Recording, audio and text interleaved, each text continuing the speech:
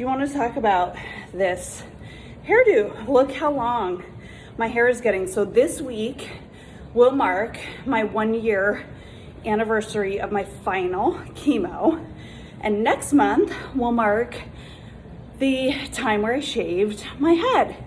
And the past year has been really interesting in ways. It's gone by really fast. And I look back and I think, oh my gosh, like I can't believe it's already been 1 year. And in other ways, I have endured so much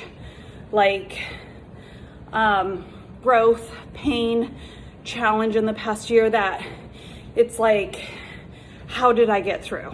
Do you guys feel that way sometimes about long periods of time? And for me, I know I bring my hair up a lot, but my reconstruction of my top was very easy for me. The thing that irritates the most is the nagging pains, but it wasn't very psychologically damaging, whereas my hair was. And some people may think that's petty. For me, until you lose something that is part of your identity, you don't really get it. And what I mean by part of your identity, it's not just a vain thing about how you look.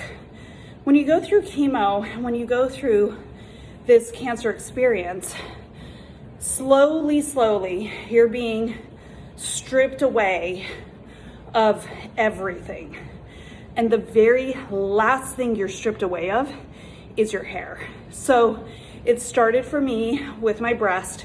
We muscled through, we dealt with it, and then slowly you start losing parts of your body, your energy, your coloring in your face. Slowly your hair's falling out, your eyebrows, your eyelashes, and before you know it, everything is gone. So the loss of the hair is not just about you looking a certain way. It's also about this realization of reality that your cancer diagnosis and in return, your treatment to handle that cancer diagnosis has literally stripped you of everything. And you are at ground zero. And you never would think to yourself that you would ever get to that point, and you wouldn't voluntarily, but to save your life, you have no choice. So the loss of everything, mourning your innocence that you once had of never worrying about your health and never worrying about getting sick, the innocence of a little nagging pain or going to the doctor you would never worry about. In mourning the loss of your hair, you're also having this emotional transition with the people that were there for you, that maybe you didn't expect and have a lot of gratitude for, and maybe the people that weren't there for you that you did expect, and that was a big disappointment.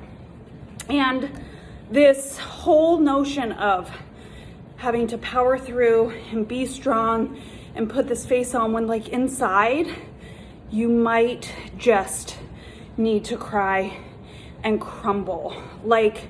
The loss of that was the final crumbling to where there was no longer a way to just muscle through.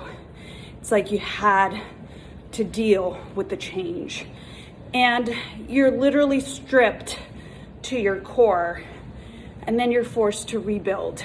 And in that rebuild, you're reassessing, well, this is my experience. So I shouldn't say we, I should say me.